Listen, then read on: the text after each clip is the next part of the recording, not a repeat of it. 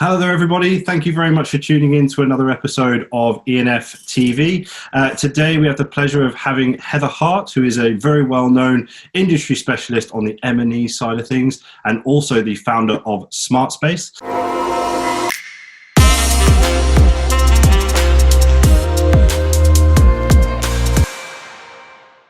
Heather, thank you so much for joining us today. Thank you very much for having me. So Heather, what we usually start with on the show is just a bit about your background, how you discovered revenue management, and of course, what brought you to the sort of position of founder of Smartspace and where you're at now. So please do take us through your background. Well, I started many years ago as a management trainee with Trust House Forte Hotels, so that's kind of dates me a little. Going through all areas of, it was the 4-year training program, so all areas. I spent a year as a chef and went through all departments of the hotel, and really had key focus on front office management and sales and marketing. Those were the two things I was most interested in. And then spent 10 years with Forte in various different roles, went overseas and worked in the States installing property management systems, and came back through front office, through sales and marketing. And of course, revenue management back then didn't exist, and started in my first revenue management role with Renee and Copthorne at the Gloucester, just as they were opening the Millennium Conference Centre. So it was Gloucester, Baileys and the Conference Centre. And that's what really started, revenue management started to take off, technology started to become available and so on. And I was there for about 6 or 7 years and then became Director of Revenue for the group. Held a couple of director roles, group director roles, and then decided to go off on my own and do some training and consulting. And through projects started more and more to focus on, I did a project with Initial Star Conferences where the focus was all on the meeting space. Rooms were very much ancillary, and really then started to focus on meetings and events, started to put some tools together, create Excel spreadsheets and do training and really trying to engage the industry in the benefits of and the value of their meeting space. And that led to the development of Smartspace, and started off 2 or 3 years, just created the software. It took off quite well, and we were acquired by Ideas. Spent a couple of years with them through the transition, and I'm now back to sort of evangelizing and trying to get hotel companies to really focus and look at their meeting and event space. I think one of the big things that obviously you're very well known for and a massive advocate for is the innovation of the M&E space. But I suppose what was it that made you so interested? What drew you towards M&E in the first place? And I suppose what led you to create Smartspace in the first place? Well, I think certainly my time at the Gloucester, when we started with the Millennium Conference Centre, it was brand new. We really had to devise some tools and create. There was no demand patterns, there was no history, so it was sort of starting to create tools. And the thing I found most fascinating and most interesting was the whole jigsaw puzzle of meeting space. So not only are you looking at pricing and selling and different types of business, but you have this mass of function space, many that break down into smaller sections. So how do you best utilize that capacity? And I found that really fascinating. And then I think over the years, as rooms has become more and more automated, so there's been great technology, both from PMS and obviously the RMS side, that creativity and that sort of passion about how do you look at the value of space and how do you best balance that against the rooms business and really try to maximize on space, I found quite fascinating and much more enjoyable and satisfying. I suppose, obviously, your background being in rooms revenue management, I mean, what have you found in terms of engagement from an M&E point of view with revenue managers at the moment? That's a really interesting one. It's and I guess one of the biggest frustrations is having, for me, it was quite obvious and simple to say, well, we have all these principles we apply to bedroom sales.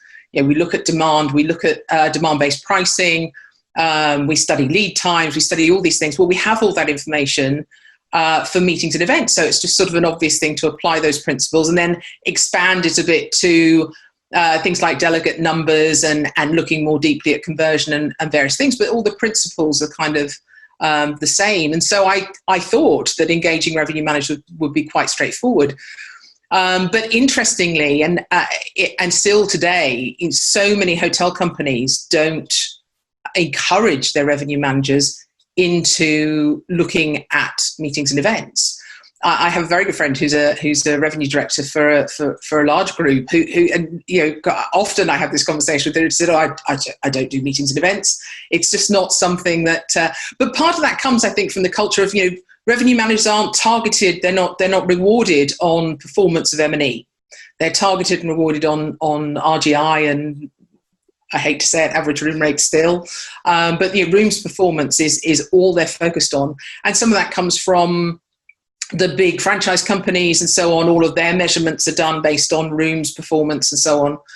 And so the culture isn't there. There's no one in head office very often. You have someone who's responsible for sales and marketing, and at a corporate level, you now have revenue directors at corporate level. It's very few companies that have somebody in charge of meetings and events. It's usually either food and beverage, or it sort of comes under sales, or so no one's really taking that ownership. And I think the other thing that's really key is, revenue managers work on data. They need data to do their analysis and to really understand the business. And the data for meetings and events is really appalling. Even when you have systems like Delphi, Opera, it's many systems out there that track, and if you're tracking all your meeting inquiries, you've got a wealth of data, but so often they're not tracked well. The revenue doesn't go in properly. People don't put bookings in the system until they're going to come up. So what could be a real wealth of great demand data isn't usually accurate enough to be able to do great things with. And that's really one of the reasons I started Smartspace is it was about having a tool that brings that data to life, so that extracts that data easily from a sales and catering system, which have notoriously poor reporting, and actually gives it to people in a way that they can easily see those trends and that business management, commercial management information, so that they can understand really the value and the trends of that function space.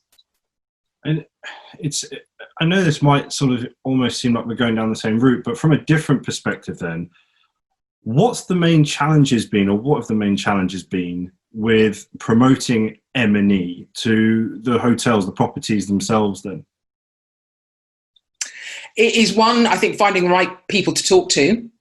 So very much, it is about that. There are some companies that have got much better at it and have got engaged in the M&E side. But, even from my own experience, you'd sit in a revenue meeting, when I was working in hotels, and 95% of the meeting was about rooms. And as everyone was packing up to go, it's less than what's happening on the meeting side. And you'd maybe talk about the functions that are coming in next week, but nobody really spent time talking about the numbers and what was really happening. And that still happens today. And because nobody owns it, they're not insisting that these standards are there. They're not insisting. A lot of the focus is, when you talk about conference and events, meetings and events, the focus is all about the sales side. How do we get more business? How do we get that pipeline? But unless you're measuring what's happening to that business, it's all going out the other end. And unless you're really measuring conversion and understanding how you're managing inquiries and all of that.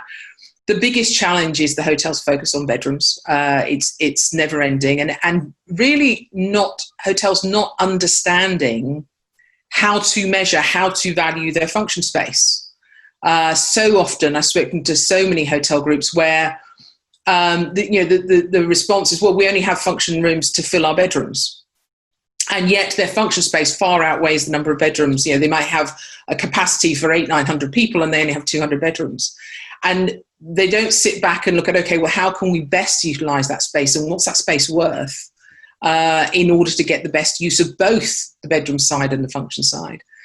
And again, it's that full circle. So sort of without that good data, without having good KPIs, it's the other thing, as standards across the industry, there's no really good measurements. The technology doesn't exist for good data analysis. There's still no really good automated revenue management systems for meetings and event space, because it's very complex.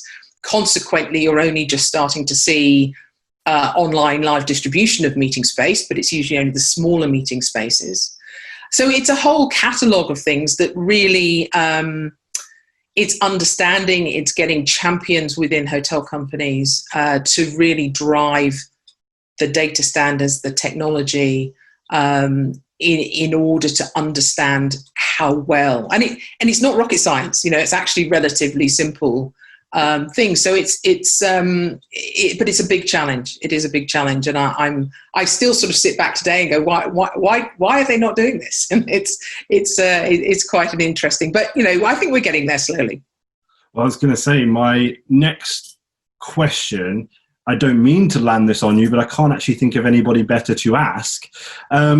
What does M&E look like post-COVID? Sorry. No, it's really interesting because you do start to see a lot of the focus coming back on bedroom sales, of course, because it's more straightforward, it's more manageable. But I've been encouraged to see some really interesting promotions of hotels where they are focused on promoting and visualizing their meeting space in what it now looks like with social distancing.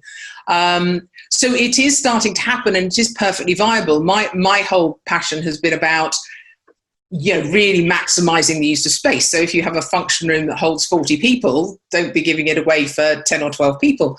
Of course, now you have to give it away for 10 or 12 people because of the spacing, but then don't give it away for 8. It's that. So it's still, you can still apply a lot of those principles.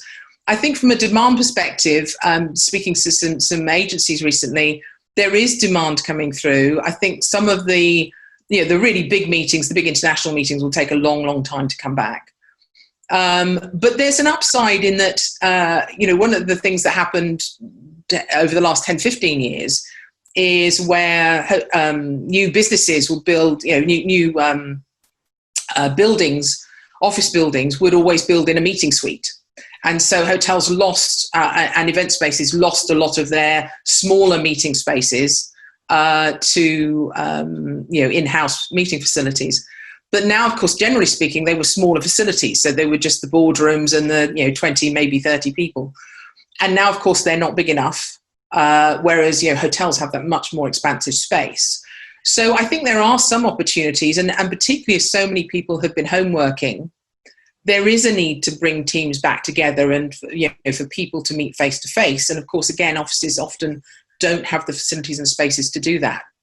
And I think also, again, speaking to some hotels, there's been requirements for office space. So expanding office space, people who can't necessarily work from home need spaces to work from. And so obviously that's going to start to decline. So I think all is not lost. I think smaller meetings will start to come back. People do want to, it's been a long time, people do want to meet face to face. I remember saying after the, there's a lot of talk after the big financial crisis, 2008, where, a lot of companies cut back on their travel budgets and said, no, we can't fly, we can do all this now we discovered back then it was Skype and WebEx and so on. And at that time, a lot of people in the industry said, well, this is the way it's going to go. Meetings are not going to happen. And of course it did all come back because people always want to meet. You want to be in the room with someone. And I think, as long as I think hotels are doing well at promoting the things that they're doing, obviously catering has to change. And so many things now can be contactless. Even just, the way people communicate even within a hotel. If you want something, if you want an extra power lead, all that sort of thing, you can, you don't even necessarily have to pick up the phone. You can do it on an app, those kinds of things. I think hotels that adapt to that technology and ways of working will actually, be leaders in coming back. I think the other big development that will happen is hybrid meetings. You hear a lot of talk about that now with, there may be 10 or 12 people in a room and they're talking to 10 or 12 people in 3 other rooms in different places. And so that kind of technology is going to be very important. But I'm generally an optimist. So I generally, I think there's clearly going to be hotels and businesses that are very, very challenged. I think the social side will come back, all the weddings that have been postponed and, all of those sorts of events. But it will come back slowly. But I'm optimistic that I think probably towards the end of this year, it will be still very slow. But getting into next year, I think people want to renew and refresh, providing obviously the whole situation allows for that to happen. Sure. It's interesting from a pure, I suppose, consumer, delegate, whatever you want to call it. I booked a meeting with well, I've already announced it, so I can say it, but the Revenue Management Leadership meeting in August, on the 5th of August. And to go through that process, it was actually easier than I thought it was going to be. But the amount of protocols that are in place, the safety measures, and so on, it was actually encouraging because, as I said, I thought it was going to be a lot more difficult. And I also thought that the delegates were going to be a lot more wary. But but every single person has said they wanted to go, which is great. But coming on to your hybrid sort of meeting comment, we've got sort of people that are physically going to be there, but then we've also got a number of people that want to dial in, either being due to high risk or not able to travel. So that's going to be a really interesting dynamic because I've never hosted a meeting like that before. But it's also just adapting to the way things are in this whole slogan of the new norm. Yes.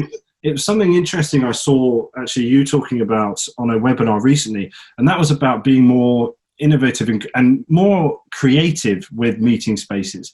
So I heard one comment about it, looking at a car park and what we can do with a car park or open spaces in the hotel. And obviously, me not being a hotelier in any way, shape, or form, I just thought, how has nobody done that before? And that might be the way where people are going to go now, I suppose. What do you think? No, absolutely. I think where people are looking for more creative events, and also for hotels to be able to maximise on their space. So often, and again, I remember this challenge with managing space where you just didn't quite have enough space to do the whole event. So what could we use? Where could we use that space? What could we clear out? Could we, whether it was a restaurant, whether it was the front hall, what could you use just to be able to manage that? And I think people like those. You often see that with venues like the Natural History Museum, and people want something different. They don't necessarily want to be in a room. And so I think, definitely as much as hotels and event venues can, get creative with their space. I love going to race courses for meetings. I did a lot of work with the Jockey Club for looking at when they're not having race meetings, what do they do with their space? And of course, to have a meeting where you're looking out into a race course, and it just adds an element of something different. And many hotels have spaces like that they don't necessarily always think of as being sellable space. That is definitely possible. But one other thing that comes to mind that I think will start to change a lot, and I touched on it earlier, is the technology for online distribution. I think where hotels want to reach more people, there are now some really good operators who are distributing online live availability, and hotels have always been very nervous of that, and I would be nervous of it because of exactly the thing that we're talking about, of that creative use of space. You can't get that across online. And whether you should break a room down or not break a room down, or how you do that whole jigsaw puzzle, you can't get across online. But you can start to, certainly with your smaller space and that shorter lead, booking. And let's face it, I think going forward, a lot of hotels and venues are going to be, I won't say operating on skeleton staff, but staff is going to be a major cost. It's going to be something we're all going to be doing more with less. And so the more we can use technology smartly to help, whether it's distribution, whether it's just you going back to what you were saying about how you went through the booking process, making sure all that information is easily available and you're not constantly creating new documents, new Word documents, new Excel documents, try and get everything into a system that then does as much, in an automated way. Technologies are starting to be available, but the whole key to that comes all the way back to the beginning of that revenue management. How do you control the inventory and the pricing, whilst communicating the sales opportunity. Definitely. I think this is again, every time we've ever been in the same room or I've listened to you, I've always thought I could just keep on asking you questions and keep on going. Unfortunately, there is a certain time limit to our show. So, but no, thank you so much for taking the time out to join us. It's been an absolute pleasure. I know a lot of people are going to find this incredibly interesting. So thank you so much. Thank you very much. And guys, thank you so much for joining us today. And make sure you tune in to see who is on next week's show.